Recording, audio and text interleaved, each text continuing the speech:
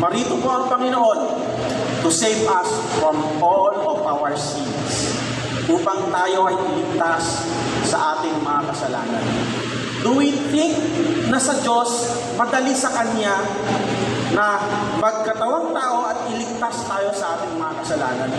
The Bible tells us in Isaiah chapter 53, it was pleased God to bruise His Son, and that is the Lord Jesus Christ. And yet, why?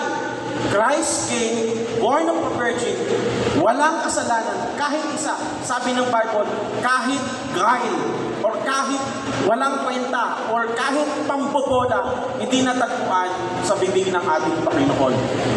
He lived a sinless life, pure life, died on the cross, buried, and was resurrected. For what? My co-teachers, mga kaibigan, upang tayo ay iligtas sa ating mga kasalanan.